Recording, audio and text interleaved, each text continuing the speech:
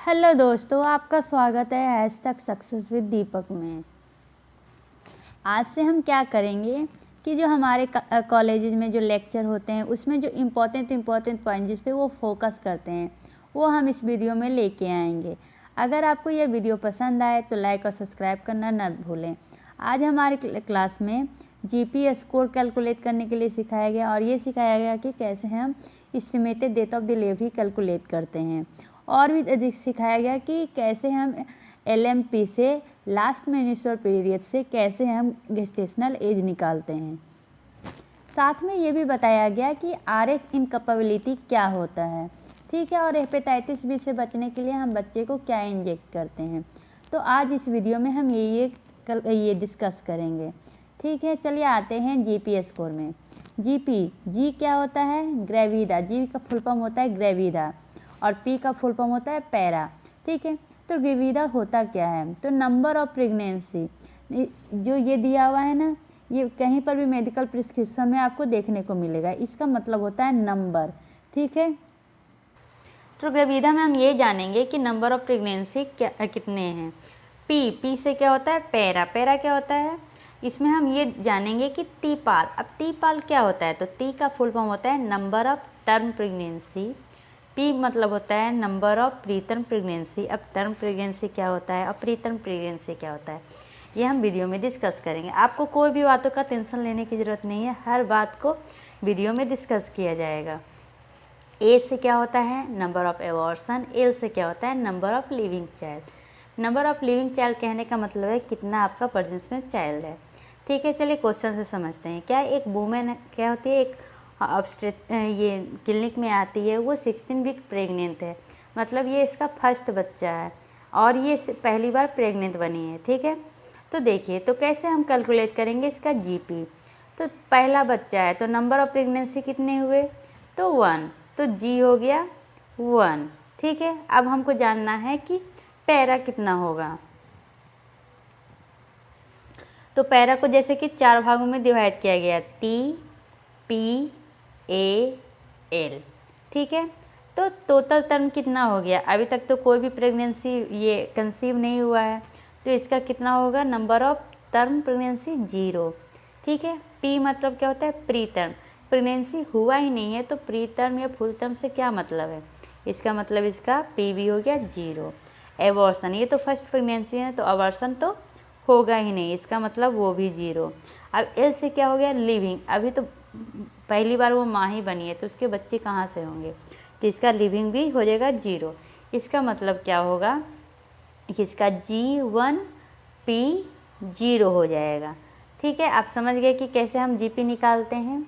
चलिए आते हैं सेकंड क्वेश्चन डिस्कस करते हैं। सेकंड क्वेश्चन क्या कह रहा है कि एक वुमेन आई, उसके कितने चाइल्ड हैं? 2 चिल्ड्रेन थे, ठीक है। और कितने एज के हैं? तो 6 ईयर के हैं, एक 14 ईयर्स ओल्ड के हैं। और जो नया बच्चा है वो उसके बारे में बताएंगे, ठीक है। तो ये नए बच्चे के बारे में नहीं कर रहा है, सिर्फ ये बता रहा है कि 2 चिल्ड्रेन है, एक का एज 6 ईयर ओल्ड है और दूसरे का एज 14 ईयर ओल्ड है। और दोनों का वीक कितने वीक में जन्म लिए हैं? तो 40 वीक में जन्म लिए हैं।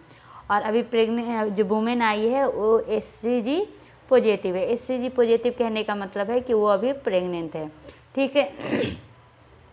तो पहले 40 वीक का मतलब क्या होता है ये समझते हैं। 40 वीक प्री टर्म कहा जाता है जब आपका प्रेगनेंसी 30 वीक से लेस देन हो, और फुल टर्म कहा जाता है जब आपका प्रेगनेंसी 30 वीक से ग्रेटर देन हो, ठीक है। चलिए समझते हैं। अब देखिए, जी क्या कह रहा है? नंबर ऑफ प्रेगनेंसी, ठीक है। तो 2 चाइल्ड इसका ऑलरेडी लिविंग है, ठीक है। और क्या कह रहा है? एक प्रेग्नेंट है, तो नंबर ऑफ प्रेगनेंसी कितने हुए? 3 हुए, तो जी कितना हो जाएगा? ग्रेविडा 3 हो जाएगा। अब पैरा में आते हैं। पैरा में क्या है? T-P-A-L। देखिए 40 वीक में ये दोनों चाइल्ड जन्म लिए हैं ना, बर्थ लिए हैं, तो वो क्या हो गया? Full term. तो फुल टर्म कितना हो जाएगा? 2। प्री टर्म एक भी नहीं है, ठीक है। अब क्या आ गया? एबॉर्शन, एक भी नहीं हुआ। लिविंग चाइल्ड कितने हैं? तो अभी तक वो जो प्रेग्नेंट है उसका नहीं, जो इस दुनिया में आ चुके हैं उन्हें कहते हैं लिविंग चाइल्ड। तो लिविंग चाइल्ड हो गए 2। ठीक है। तो इसका आप कैसे कर सकते हैं, तो ऐसे कर सकते हैं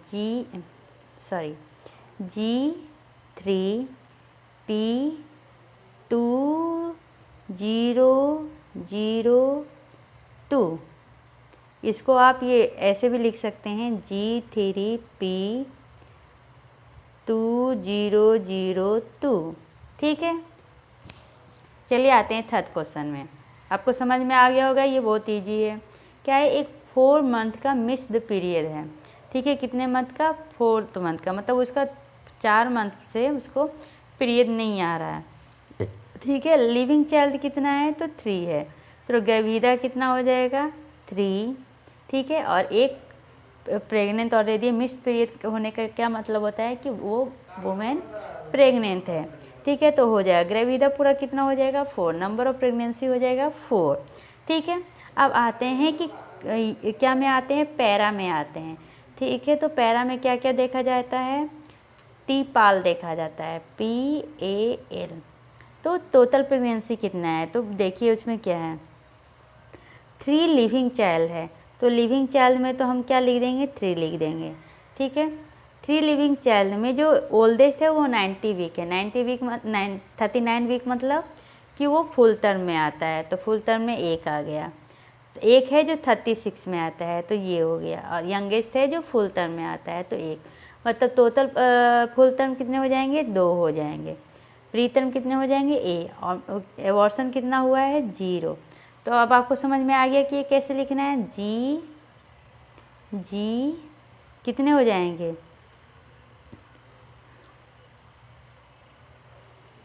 सॉरी ये तो बता दिया ना। चलिए क्वेश्चन, हाँ, कितने हो जाएंगे, G हो जाएंगे 4, क्यों, 3 लिविंग चिल्ड्रन है और 1 पेट में है, तो हो जाएंगे 4। और ये P कितना हो जाएगा, 2103, समझ में आ गया, ठीक है। चलिए अब आते हैं एक टॉपिक, एक औरत है जो इसका एक इक्टोपिक प्रेगनेंसी हुआ है और 4 इक्टोपिक प्रेगनेंसी ऑलरेडी हो चुका है। तो इक्टोपिक प्रेगनेंसी कहने का क्या मतलब है, तो ऐसा प्रेगनेंसी जो यूट्रस से बाहर हो, ठीक है। और उसके लिविंग चिल्ड्रन कितने हैं, 3 हैं, एक उसमें से 2 क्या हैं, ट्विंस है, ठीक है। तो देखिए यहाँ पर ये याद रखिएगा, number of pregnancy number of child पे डिपेंड नहीं करता है, जी नंबर ऑफ प्रेगनेंसी पे डिपेंड करता है, ठीक है। तो जी कितने हुए, एक तो इक्टोपिक हुआ, 4 ऐसे हुआ। और यहाँ देखिए, यहाँ पर 3 लिविंग चिल्ड्रन था तो 3 होना चाहिए था, लेकिन नहीं, 3 क्यों नहीं होगा, क्योंकि ये ट्विंस एक बार में ही पैदा ले लिए ना, इसलिए इसको कंसीडर किया जाएगा 1 में। तो 1 + 1, जी हो गए 7, ठीक है। अब आते हैं ये पी में, तो पी में क्या क्या होता है, TPAL। टोटल प्रेगनेंसी कितना है, एक 38 है, 2 ट्विंस, ठीक है। प्रेगनेंसी तो एक ही बार में हुआ ना, इसलिए 1। प्री टर्म कितना हुआ, 35, 1। एबॉर्शन कितना हुआ, इक्टोपिक प्रेगनेंसी को क्या कहा जाता है, एबॉर्शन के कैटेगरी में लिया जाता है। तो 1 + 4, 5। लिविंग कितने हैं, 3। अब आपको समझ में आ गया होगा, ये कितनी इजी क्वेश्चन है, ठीक है। अब चलिए कैलकुलेट करते हैं EDD, मतलब एस्टिमेटेड डेट ऑफ डिलीवरी, और क्या कैलकुलेट करते हैं, AOG, एज ऑफ गेस्टेशन, ठीक है। चलिए आते हैं, सबसे पहले इसको कैलकुलेट करने के लिए हमको LMP जानना बहुत ज़रूरी है। अब LMP क्या होता है, जब कोई भी प्रेग्नेंट वूमन आपके पास आए तो उससे ये पूछिएगा कि आपका LMP कब था। LMP मतलब लास्ट मेंस्ट्रुअल पीरियड, ठीक है। और उसके अनुसार हम कैलकुलेट करते हैं एस्टिमेटेड डेट ऑफ डिलीवरी, और क्या कैलकुलेट करते हैं, तो एज ऑफ गेस्टेशन। चलिए आते हैं एस्टिमेटेड डेट ऑफ डिलीवरी पहले, ठीक है। तो ये जो फार्मूला मैं बता रही हूँ, ये जिसका डिलीवरी का मंथ मार्च के बाद आए, किसके बाद आए, मार्च के बाद आए, ठीक है। तो मान लीजिए कि 20 सितंबर 2017 है, तो इसका फार्मूला याद रखिएगा, ठीक है। जो मंथ है उसमें 3 माइनस करेंगे, ठीक है।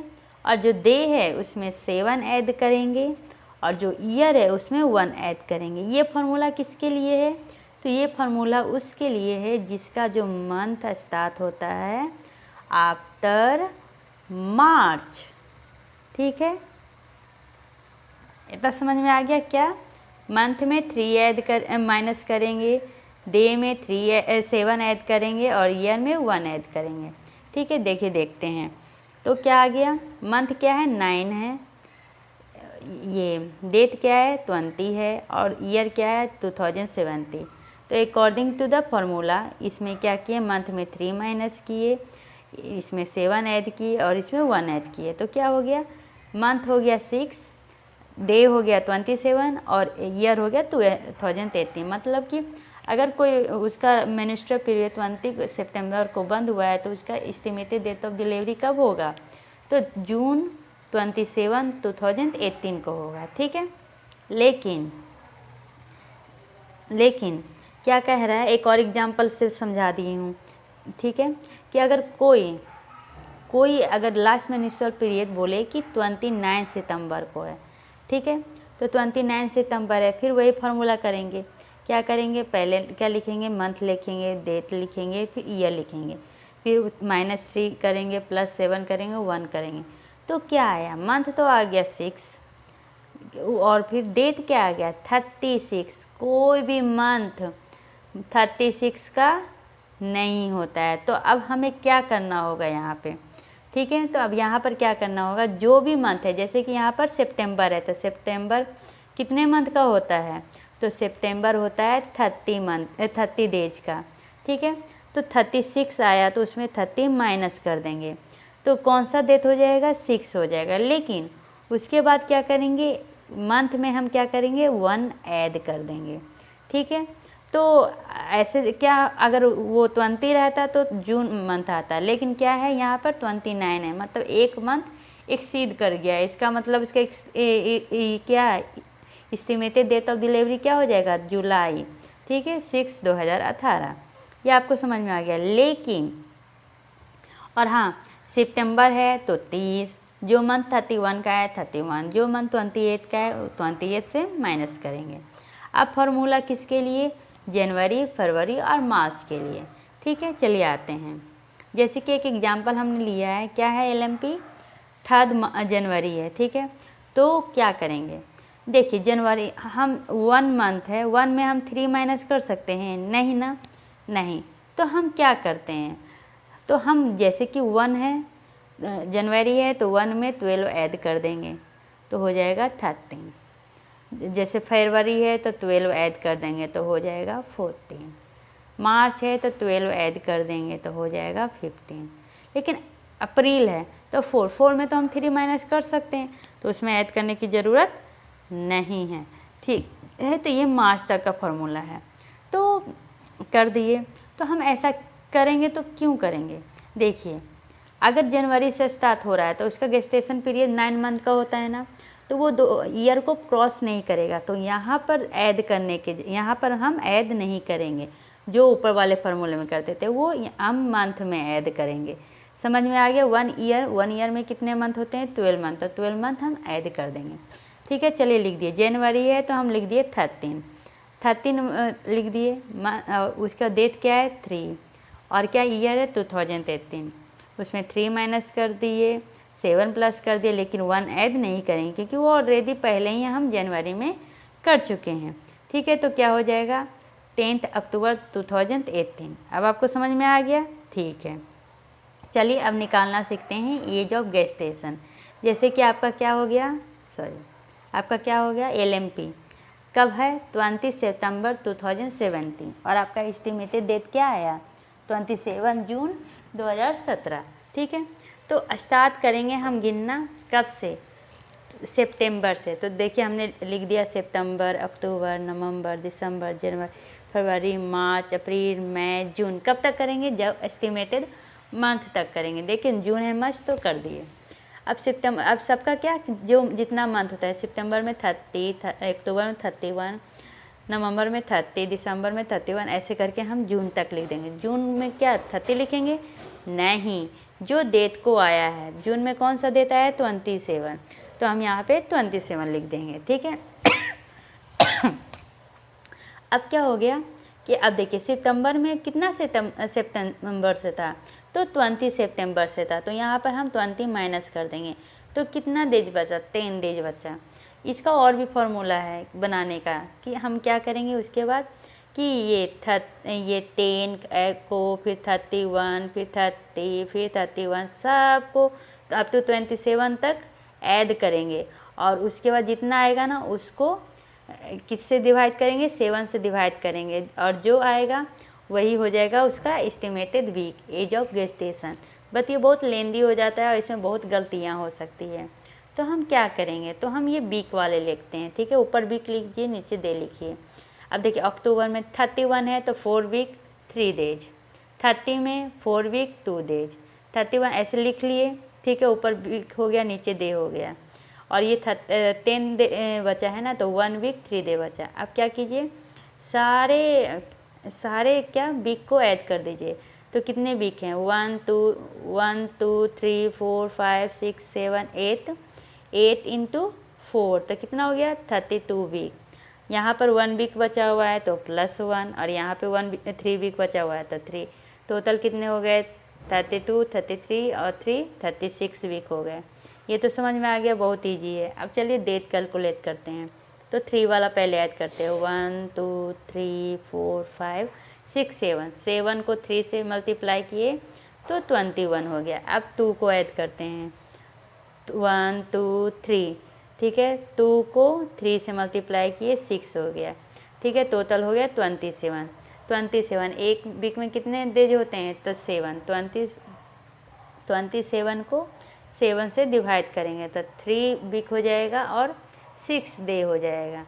तो हम 3 वीक इसमें ऐड करेंगे, तो 36 में अगर 36 में हम 3 ऐड किए तो 39 हो गया, और 6 डेज बचा हुआ है, ठीक है। तो अप्रॉक्स कितने हो जाएंगे, 40 वीक हो जाएंगे।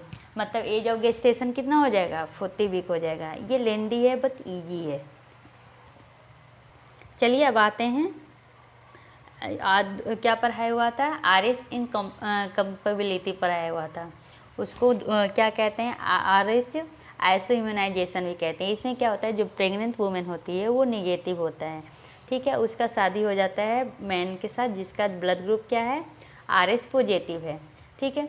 तो अब उसका जो फीटस होगा, अगर RH निगेटिव है जो मैच कर रहा है मदर से, तो नो प्रॉब्लम, कोई भी प्रॉब्लम नहीं होगा, क्योंकि निगेटिव कोई प्रॉब्लम नहीं होगा, कोई भी एंटीबॉडी तैयार नहीं होंगे। लेकिन अगर फीटस पॉजिटिव है तो क्या होगा, तब बहुत ही ज़्यादा कॉम्प्लिकेशंस होंगे। जो फर्स्ट बेबी होगी उसमें क्या होगा, कुछ नहीं होगा, वो नॉर्मल डिलीवरी होगा, ठीक है।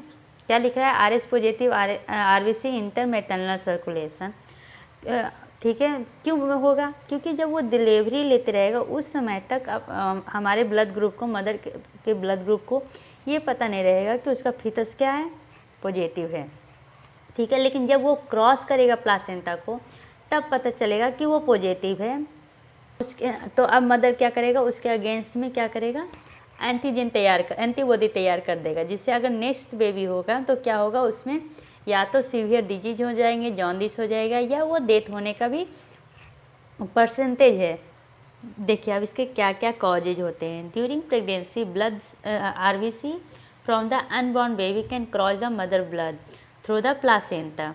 If the mother is RH negative, her immune system treat RH positive as a foreign substance and make antibody against him. अब इसके कारण क्या होगा, जैसे कि RH नेगेटिव माँ है, वो RH पॉजिटिव फीटस को देखेगी तो उसको क्या समझेगी, फॉरेन सब्सटेंस समझेगी, और उसके अगेंस्ट में क्या करेगी, एंटीबॉडी को बनाना चालू करेगी। और एंटीबॉडी क्या करेगा, प्लासेंटा में जाएगा और डेवलपिंग बेबी को क्या करेगा, डिस्ट्रॉय करना चाहेगा, जिसके कारण क्या होता है, जॉन्डिस हो जाएगा।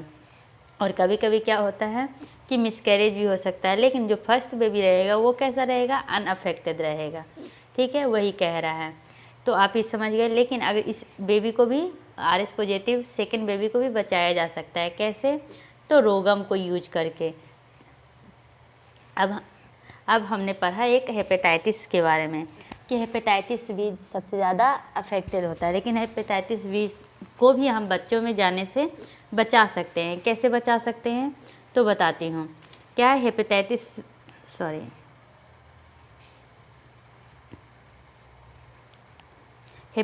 बी, को भी हम बचा सकते हैं बच्चों में जाने से। कैसे? तो हेपा बी एंटीबॉडी होता है, HEPA, हेपा बी एंटीजेन होता है। और क्या होता है? हेपा बी इम्यूनोग्लोबिन होता है। ये क्या किया जाता है? इंजेक्ट किया जाता है। कब? Within 24 hours. 24 आवर्स के अंदर उसमें इंजेक्ट किया जाता है बच्चे में। ठीक है, क्या इंजेक्ट किया जाता है? तो ये दोनों हम इंजेक्ट करते हैं बच्चे में। 2 डोजेज होते हैं। ठीक है, और ये जो पहला डोज है वो तो विदिन 24 आवर्स, लेकिन जो सेकेंड डोज है वो लेटर लाइफ आप कभी भी कर सकते हैं एज ए वैक्सीनेशन। ठीक है, अब आपको पूरी तरह ये वीडियो समझ में आया होगा। और अगर आपको वीडियो समझ में आ गया तो लाइक और सब्सक्राइब करना ना भूलें। तब तक के लिए bye bye, take care, see you.